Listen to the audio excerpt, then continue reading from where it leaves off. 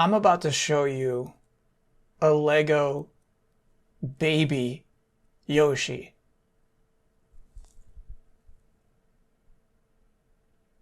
Why should this exist?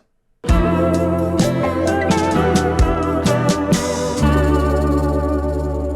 was watching TV this week and a commercial came on for Call of Duty Warzone 2, which just came out Wednesday of this week. And I didn't have the volume up on this commercial, but the first text I read said, "The wait is over."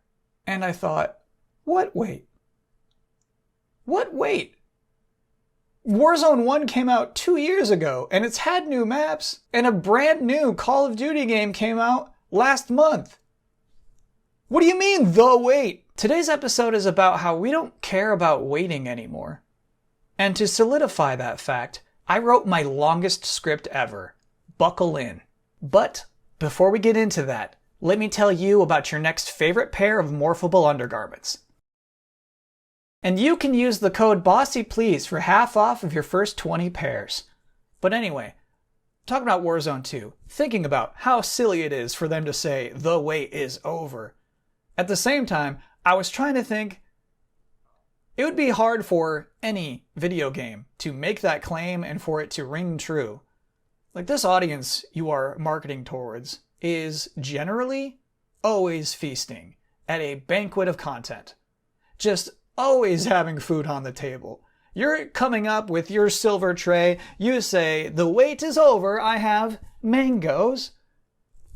And we sit there and we say, "Okay, thank you. Maybe there, can you set that over? Is there room? Maybe slide some dishes down there and I'll get to it. Thank you."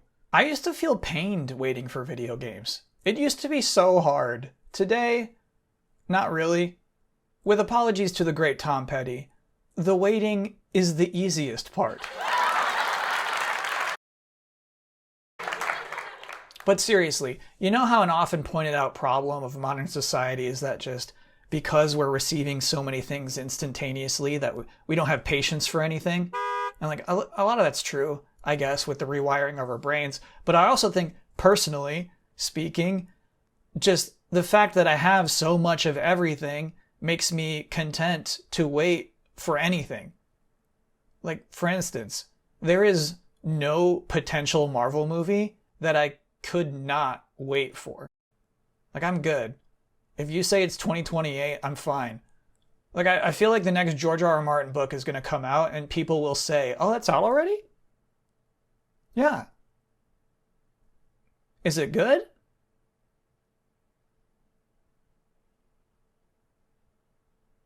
Nah.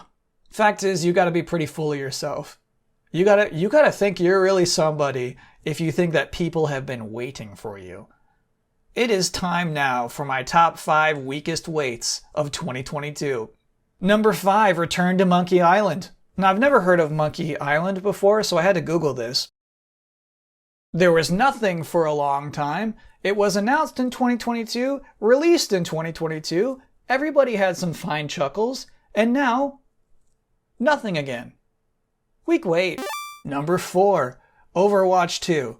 Overwatch 2 came out last month.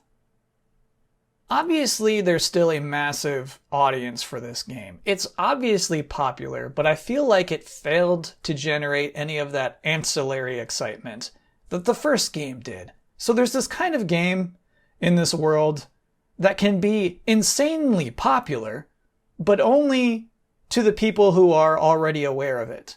Like Ark and Warframe and like Terraria. And then there are the types of games that are popular. They're well known even by people who will never play them, like Pikmin and Gran Turismo and Bustafellows. I'm saying Overwatch 2 has failed to generate any of that external impact. And if we could, I'd like to take a moment about the pricing. Number 3, The Last of Us Part 1. Alright, nothing more needs to be said about this one. But let me say this. Yeah, I'm not forking over $70 to do that again. Weak wait. Number 2, Pokemon Scarlet and Violet. If you're trying to remain unspoiled, you might want to fast forward like 5 minutes, because I've got a lot to say about the new Pokemon.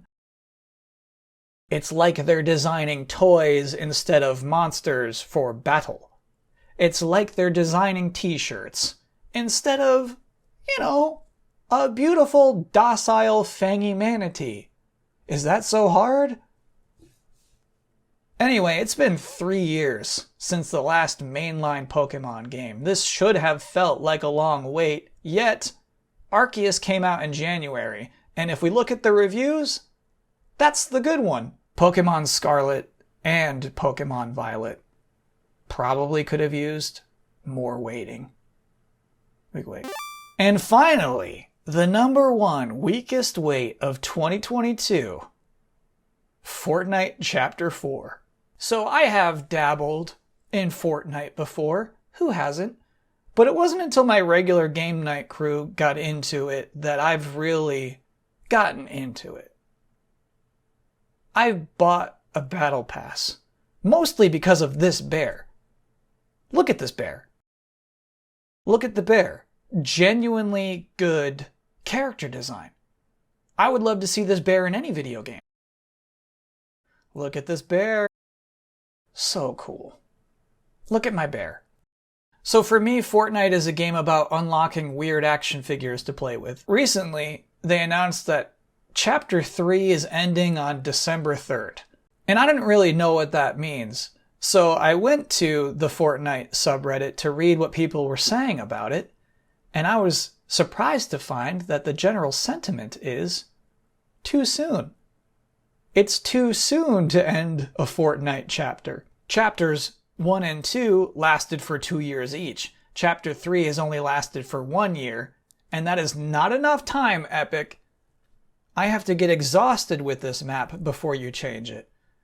So, weak wait, Buster. But yeah, in the end, I don't know if waiting pains, if growing patience is a societal shift away from the insane churn of video game hype I grew up with, or if this is just a me thing, if it's just me growing out of general relevance.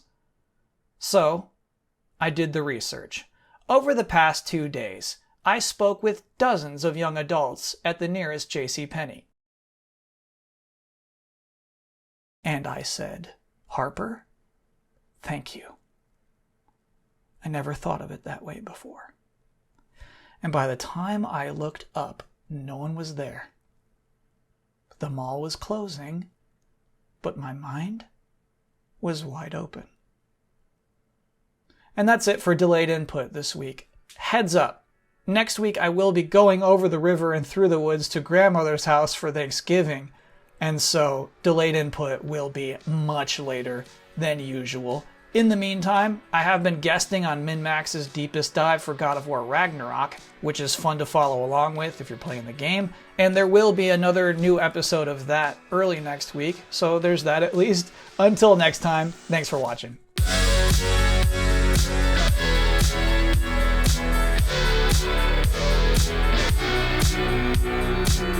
Previously on Delayed Input last week, I deleted my Marvel Snap account to block off access to a toxic version of myself I don't feel comfortable with. So, writing the episode, I didn't actually know what would happen if you clicked delete account. And as eagle-eyed pausers noted, there's a 30-day grace period, basically, where if I do log back into my account, everything will be restored, it will be undeleted. Well, yeah, it's been 1 week, and so far, I'm clear.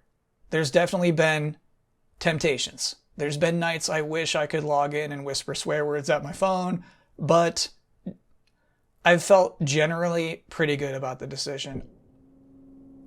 Oh no. I think my undies are morphing.